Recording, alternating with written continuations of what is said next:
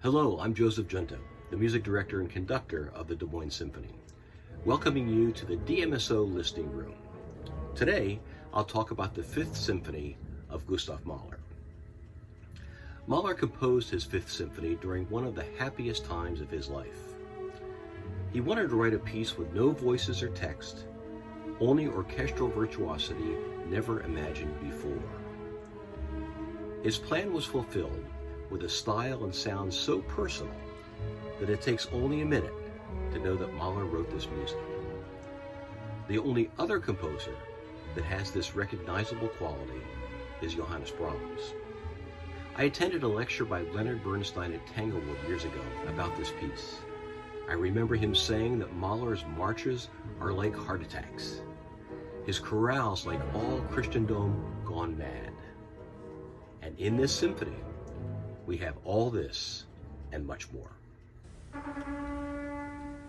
The first movement begins with a famous trumpet solo that gets everyone's attention and leads us into a frightening and mysterious funeral march. Quick triplet fanfares for the trumpets and a heavy melody full of despair and grief, played by the cello and violins, provide a tragic and heavy backdrop. A contrasting section follows, marked suddenly faster, wildly and passionate bursts into flames.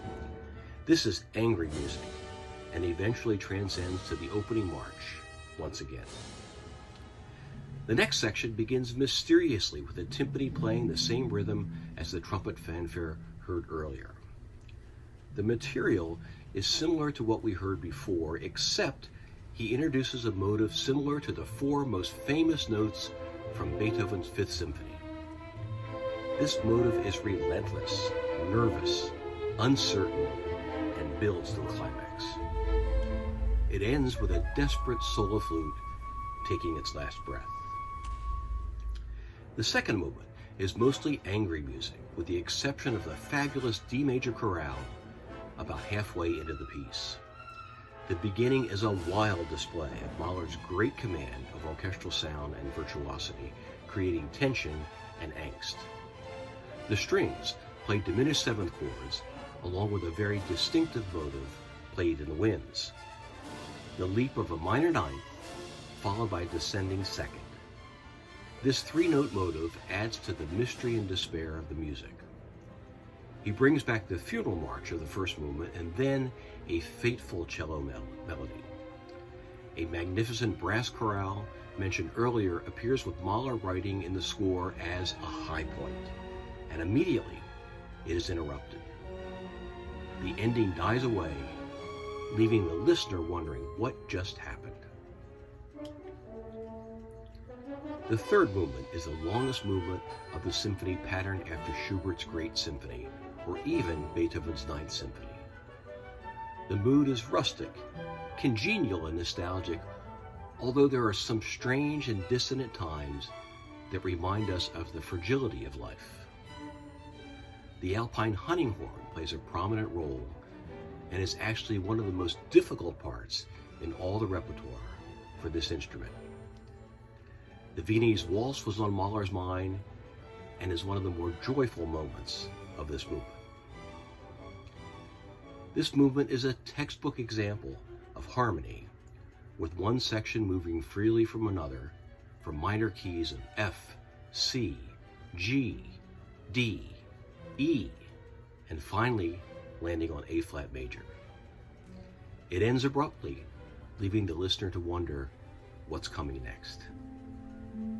The most touching and effective movement follows, the Adagietto, made famous when Leonard Bernstein conducted it during a memorial to President John F. Kennedy. Although we associate it with death and tragedy, Mahler composed it as a love song without words, written for Alma Mahler. The intimacy demonstrated by its scoring for strings and harp is a sharp contrast to the larger number of instruments in the other movements. Mahler writes directions in this movement that reveal what he's trying to communicate. They include mit Ingster, with deep emotion, and seelenvoll, soulful. He borrows from his own song Ich bin der Welt, and Wagner's Tristan und Isolde for melodic motives. He uses augmentation, the stretching of note values, to create a yearning feeling with the instruction zögernd, meaning hesitantly, which leaves most listeners in tears.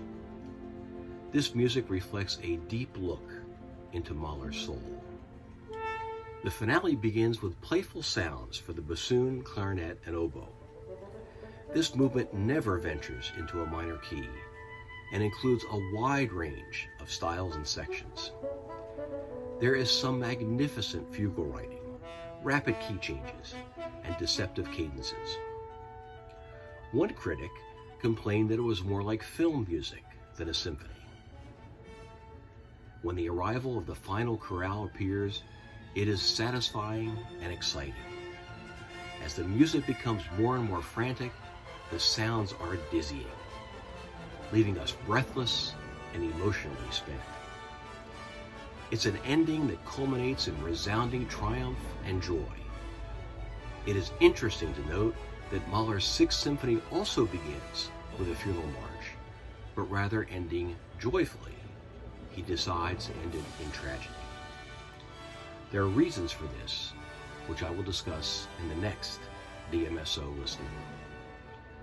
Don't forget to go to our website, dmsymphony.org, where you can find listening links to the music I spoke about today right after this video. You'll also find more content in our hashtag DMSO at Home series, featuring self-produced videos by our musicians from their homes to yours. Next time, Mahler's Sixth Symphony.